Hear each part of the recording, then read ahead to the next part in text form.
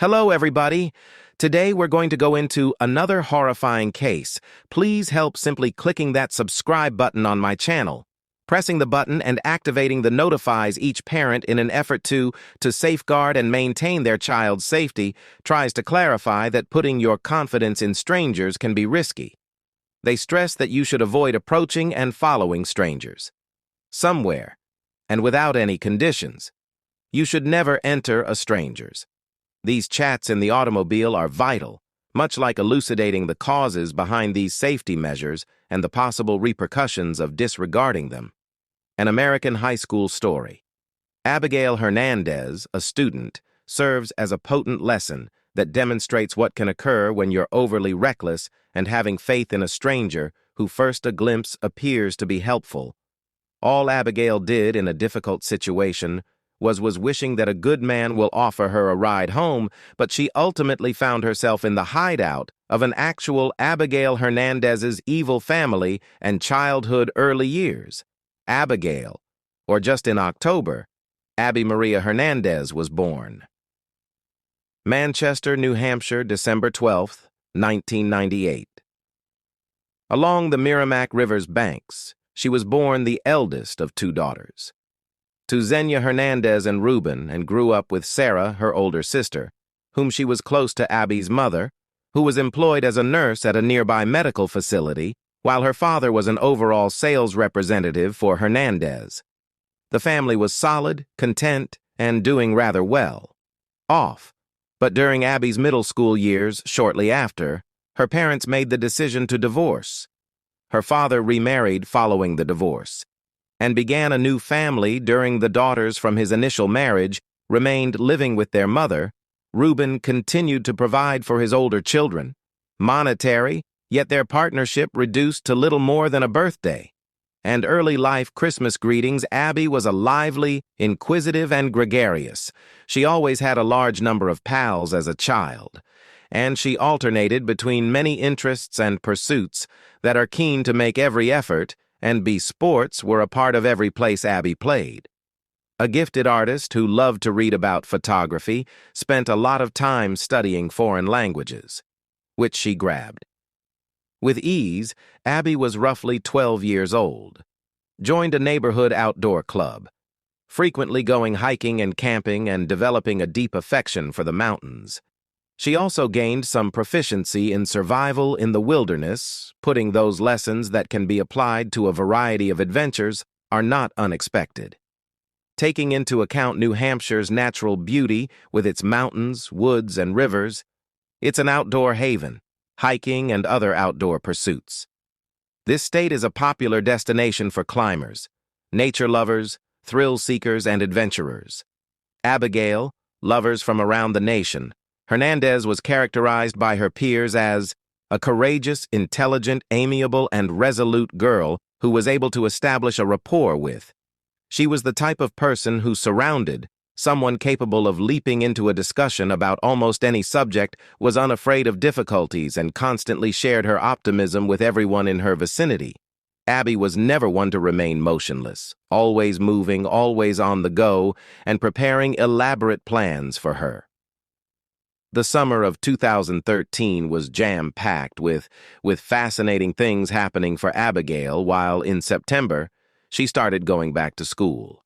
Was filled with tales about her summer, trip where she had experienced what she had observed and everything she had been able to accomplish by now. The 14-year-old had began a romantic liaison with a Jimmy, a boy who attended the same school and was 1 year her senior. Xenia Abby's mother was aware of the connection and was indifferent to her. His daughter disappeared while traveling. The disappearance home in early October 2013 after attending school. With her 15th birthday and fall break, Abigail was busy around the corner organizing a hike with others. Among her outdoor club members, she'd even got a brand new pair of hiking boots as a present, although they were somewhat tight. Therefore, she made the decision to enter via wearing them on October 9th to school. Like every other day, Abby went to school. Following class, she intended to take a walk through a park nearby, but assured her mother that she wouldn't go out either. Late, but by approximately 5 p.m., when Xenia, Abby still hadn't returned home. Chose to give her a call, only to discover that Abby's phone was off out of concern. But Xenia tried to remain composed and figured her daughter had very likely met pals, and perhaps her phone had died a few hours later. With no communication, from unable to get in touch with Abby's, Xenia panicked and started phoning. Abby's teachers and friends are attempting to learn after she left school and the location where she possibly gone. The school told her that Abby had departed immediately following class, concluded, and had bid her farewell. Pals at the bus station, where everyone boarded the school bus, Abby, but had decided not to walk home with any of Abby's, since she hadn't seen her buddies, visited someone's home, but she hadn't phoned everyone. But Jimmy was unable to get in contact with her in spite of their plans.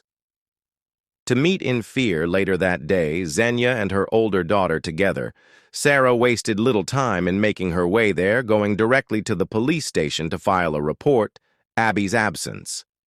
Because Abby was a juvenile, the hunt for her started right away. Investigators found that the most recent, her cell phone signal was detected.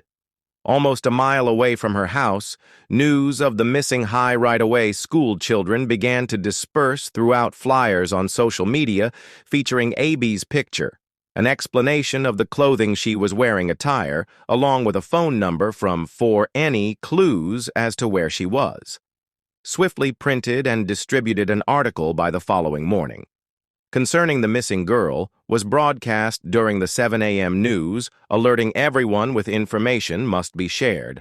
Hundreds of police officers that are concerned and volunteer. People joined the hunt for the 14-year-olds, explored nearby parks, vacant properties, wooded areas, and water bodies, and law enforcement in abandoned structures, investigated a number of leads and looked for interviewees and potential witnesses, relatives and friends, but every attempt appeared. Take out the first suspect. Detectives looking into the case attempted to determine whether Abby had any adversary's resentment or even an excessive devoted follower. But everyone who was aware, Abby maintained that she was consistently the life of the gathering, an amiable, transparent, and a good-hearted girl without any. She never engaged in combat with her enemies, and her friends had never heard of it. Of someone pestering or following her, one among the earliest individuals to work as detectives. The person interviewed was Abigail's partner. Jimmy, who rose to prominence in the Prime, believed they asked him about whether any disputes had occurred, were disputes between them on whether he had any cause for anger at her, or if he may have had any reason to hurt her.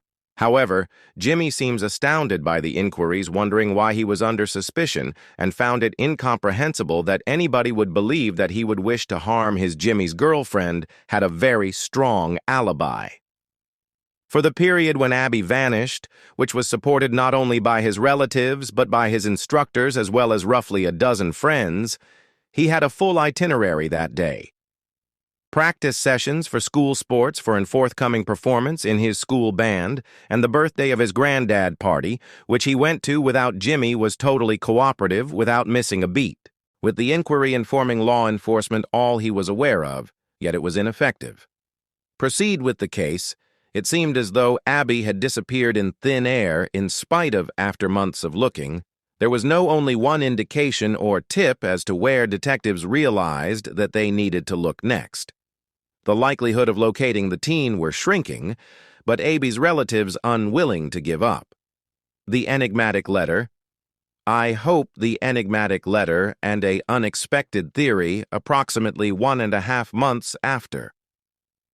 When Abigail vanished, her mother discovered an odd letter from her that went lost daughter in their home's mailbox in the letter.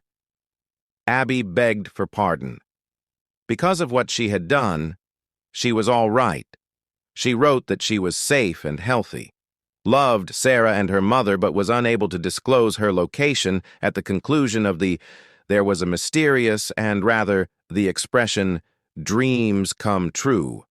Analysis of handwriting revealed that the Abby did write the letter, and it was dated to the beginning of November, meaning there was a significant chance that although the teen was still alive, where might she was, And why was she unable to explain her disappearance's true cause? She was afraid, or someone made her write a theory in that letter right away? Showed evidence that Abigail had willingly flee from home, but observed the news report about her and made the decision to inform her relatives that she was still alive. There were rumors that Abby might been expecting a child and had fled, with the father of the child is scared to confront her. Anger in the family and the verdict of others, but the Hernandez family was furious about this pregnancy and escape hypothesis. Sarah was adamant that if the younger sister was expecting a child, she would have discovered it first, since they were never far apart and had no secrets. Aside from Abby's, from one another Jimmy was the sole boyfriend, and according to they hadn't even been intimate, in his opinion. However, both of them were still virgins. Friends supported this, attesting that the only person she had dated was Jimmy, and had never disclosed that they had any other crushes or interactions with Miranda. Her best buddy further insisted that Abby never would have run, having been pregnant away, giving her mother a great deal of anguish and older sister in addition to all of Abby's records, individual savings and priceless possessions. Investigators were still at home. Carefully looked over and evaluated the letter in the hopes of discovering any hints or clues regarding where to find the girl. Regretfully, there were no hidden messages or appeals for assistance in spite of this. The matter was taken on by the FBI. Categorizing it as a kidnapping, they thought Abby was being defied her wishes and that the letter was composed under rigorous directives without any opportunity to expose her position, which proved to be presumed to be the abductors and his only a few dozen kilometers separated the victim. And what's even more shocking from the Hernandez residence, the fact that police had visited is unsettling. The abductor's home many times since Abby vanished, but discovered in the meanwhile nothing unusual, felt confined and furiously considered what to do with his Nathaniel Kibbe, the hostage, is now. It's time to present the abductors. The abductors, Nathaniel Kibbe, or simply Nate Kibbe, was born in the same town on July 15, 1980. As Abby, there aren't many trustworthy details on his family, however some. According to accounts, he was brought up by his mother alone herself, and was unaware of his Nate's logical father during his school years was a true bully and troublemaker, and that everyone was afraid of one child. Got into arguments and fights all the time. With people in his immediate vicinity, even more disturbingly, he maintained a list of individuals he hated, those he intends to assault or damage in some manner from an early age. He demonstrated hostility and brutality toward his peers, or avoiding him because of others. Teachers found it difficult to deal with his actions as a young adolescent. Kibbe attracted the police's notice several times for various transgressions. He was a member of a gang that he held in high regard. Pride in being fascinated by guns, and had extensive knowledge of them. Numerous encounters with the law for it is unlawful to assault someone who causes significant injuries. Substance abuse and small-time thievery. However, he was always dismissed with a simple slap. Interestingly, Nate had gone to the Rist Abby's high school, but because he was 18 years her senior, never met either after school or outside of it. Graduating from high school, it appeared Nathaniel made the decision to change his life around and stop his illegal actions. Behind, he secured employment at a nearby company, where his co-workers usually. In general, management had good things to say about him, but a few years later, following a severe disagreement, Nate resigned and relocated to the suburban area and made their home at a trailer park in a community that is far from prosperous. His neighbors found him odd and made an effort to stay out of this age. And combative individual in 2011, Kibbe, who was in his 30s at the time, met and, in fact, she lived with a young girl who came from a chaotic household and fled. Left home and took up residence in the older man's. Amazingly, he didn't even attempt to conceal their intimate connection and declared her to be his girlfriend. Got rid of everything and wasn't any form of punishment.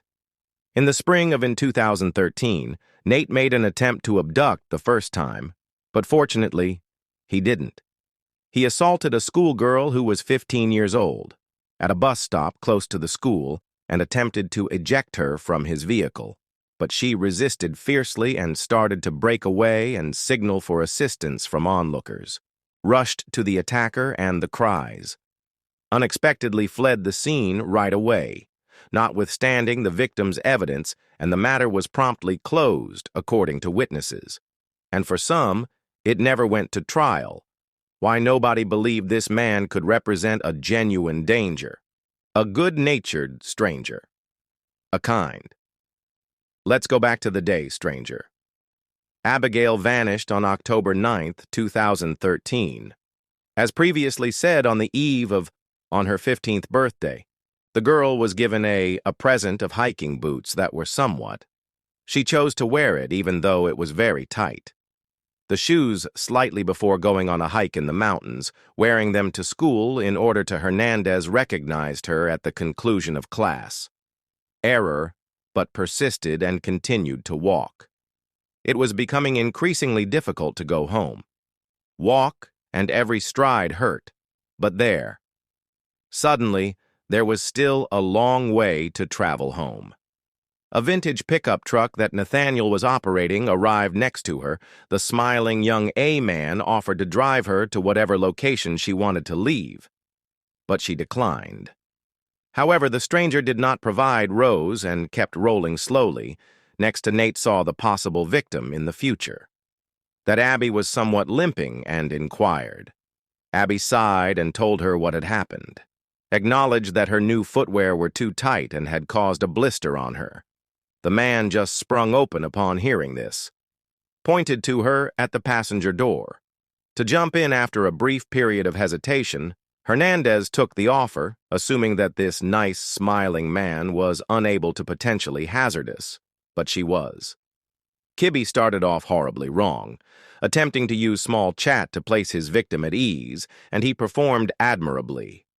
Job of it, Abby felt comfortable responding. Inquiries, and even giggling over his jokes. The man said at one point that he had to visit a hardware store in order to gather a few items to be repaired. Job as they entered a parking lot that was dark. Abigail became noticeably anxious, informed him that her residence was close to that she could walk the remaining distance there. Of the way capturing the eerie gaze, she attempted to look into the driver's eyes. She unbuckled her seatbelt and leaped from the vehicle, but Nate had expected her. In a single, quick motion, he seized her. With one hand by the garments and tugged a firearm from the glove box with he aimed it straight at the other, face of Abby, and threatened to murder her if she then made an effort to fend off the assailant. Zip ties were used to secure her hands and feet. She covered her head with a baseball cap in a manner that obscured her gaze, ensuring she was unable to see their destination. However, he quickly discovered that Abby had, to try to observe the road, I moved the hat. He became enraged and performed a stun because of this, firearm and stunned her till she was defeated. Awareness. In a prison held captive by a crazy sadist, Abby awoke in an oddly constricted and a stuffy room without any windows to give you a better idea of what it was. Actually, it's a tiny shipping container, Nathaniel's property, concealed in the A-mobile park nestled among trees. Shortly after, the abductors showed up with a motorbike helmet and duct tape in his. He taped her eyes and lips shut, placed the helmet over her head, and following, confirming that she was fully helpless and immobile, he ripped her away, clothing and attacked her as a result. From then on, he kept forcing himself on her nearly daily, turning his Nate also turned dreams into reality. Abused his captives psychologically, said she will harm her family if she ever attempted to flee or seek assistance. And he also said that he would let if she acted appropriately and didn't cause any issues with him in the initial few. Abigail spent her days in captivity in a state of shock, is essentially declaring farewell to her life. But as time went on, she became aware that her kidnapper wasn't preparing to murder her, at least not just yet. She made the decision to reach out to him, psychologically, and check to see if she could. She told him to persuade him to release her.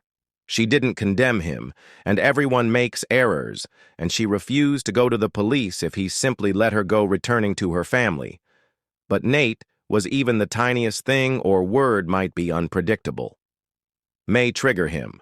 Transforming him into a monster occasionally showed her a twisted compassion, but with more, he was frequently cruel, employing all kinds of physical and psychological abuse directed at her. The box in which he stored Abby was well sealed to ensure that nobody is outside. Could listen to her cries, but after he began incorporating her into his, enabling her to shower in the trailer and even join him in watching TV via the information they discovered regarding the vast look for Abby.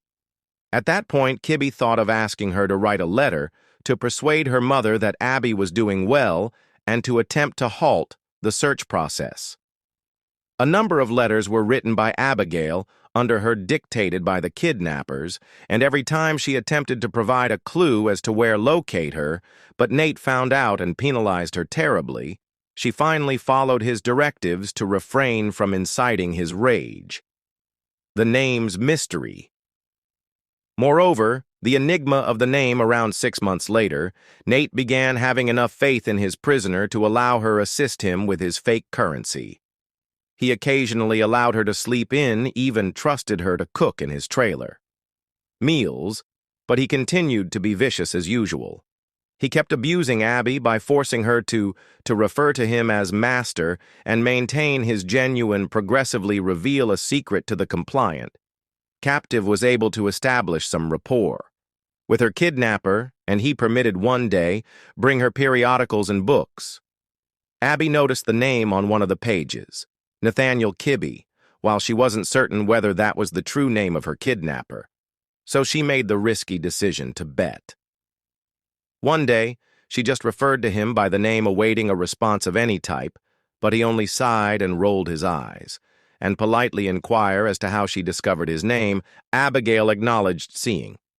He grinned when he read it in one of the books, but claimed that no one could help her more than she understood because Abby spent the most of her time.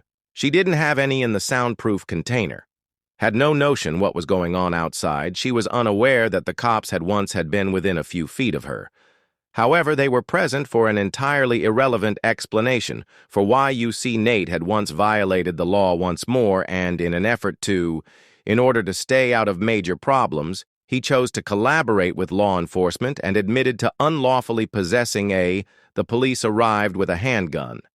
Search warrant carefully examining his trailer, but they failed to even consider. For whatever reason, do not examine the container. One thought of looking inside. Kibbe alone is grateful for his participation. Was fined, and his firearm was seized a single item, following Despite his horrible actions, he still didn't face any actual repercussions. It appeared he was fortunate, and he most likely felt unstoppable, and had no plans to letting Abby go. But perhaps she had become into just one more aspect of his routine, a miracle, and a new girlfriend. In July 2014, Nathaniel escaped and encountered at a pub, a woman called Lorraine after a quick chat, he returned her to where they got intimate in his trailer. Later, Lorraine began to gripe about her financial difficulties, stating she lacked sufficient funds to make the payment. Her Nate gave her the rent as she was leaving. The following day, she left with two $50 bills. Lorraine called Kibbe in a rage, saying he informed him that the cash he had given her she yelled that she had already told the authorities where she went, the fake currency, and cautioned him that the police would be arriving. What will happen shortly with another search warrant? She was unaware that it was her call. Would alter the missing person's life female in high school forever? The kidnapper on July 20th unpredictably shared all of Abby's personal possessions, bound her hands and seated her in his vehicle's passenger seat, and covered Abby had a baseball cap over her face, although she had no understanding what was going on and was afraid that he intended to murder her at last. But Nate then came to a halt in a desolate country. After releasing Abby, Rode merely instructed her to get out and don't even consider calling the cops. When she got out of the vehicle, he pressed the throttle pedal and drove away from Abby. Couldn't comprehend what was taking place. She strolled along the street for a few days till, when she seen a sign, she knew that home wasn't far away. It only took her a few hours to complete the trip later interviews that she kept remembering, fearfully glancing over her shoulder. Although her kidnapper might return, he was no place to be spotted. Returning home with the Hernandez family had a security camera in front of them. Door that caught Abby's attention. Abby heard her mother speaking as she entered, called out to someone on the phone, loudly to her mother, who was shocked. I hung up the phone and hurried to the door. They sobbed as they gave each other a deep hug, unable to accept for a long time that, at last, the horror was done, and they were reunited. Abby observed how her mother's appearance has changed significantly. She appeared older and more exhausted due to the months of anxiety. Xenia began questioning her right away. Where had she been all this time, daughter? Time and the events that had occurred, implying they immediately call the police. But recalling the warnings from her kidnapper, Abby lied and chose not to turn him in. Claiming she was unaware of who had abducted her or the location where she was detained, even at the police station, but she wouldn't disclose his name, fearing that Nate would follow. Over the following week, she and her family uncertain, Abby struggled with her thoughts. Ultimately, she made the decision to Xenia encouraged her to tell her mother the truth, to return to the police and argue with her that the man who carried out this action had to be brought to justice in addition to Abby. Her family was unable to feel completely secure. While Kibbe remained under arrest trial, as well as Abigail was sentenced on July 27, 2014. Ultimately turned over her kidnapper's name, as well as the manufacturer and license. Nate Kibbe's license plate was taken into custody. The following day, as well as to everyone's, it surprised me that he didn't resist. Despite the fact that he denied being guilty, but when the police looked his trailer as well as the container, when they checked, they discovered that it was overwhelming. Proof that Abby had been detained there for months, suffering from mistreatment, and investigators found her in pain. Hair, perspiration, blood, and even shattered fingernails. Even though Nate has guilt was undeniable, therefore his attorney filed a motion to free him in August. Remarkably, the judge granted bail. This request is angering the people and shock. However, the same day an order was imposed that forbade Kibbe from reaching out to or getting in touch with any members of the trial against the Hernandez family. Kibbe, Nathaniel, started in December 2014 and went on till May 2016 to try to obtain a lighter. The defendant consented to a plea bargain, and acknowledged his responsibility for his crimes, for which he received a 90-year term in jail with the potential for release without. Abigail spoke before 45 years had passed, declaring in court that she had forgiven her captor, adding that as a result of him, she learned to value each and every moment of her existence. Time spent with her family and friends. Even additionally, her mother stood up as well, declaring that although she detested Kibbe she remained grateful with all of her heart, that her daughter's life had been spared by him and permitted her to return home. Thank you for guys who are watching. Remember to subscribe. My channel has a large number of there will be startling tales soon.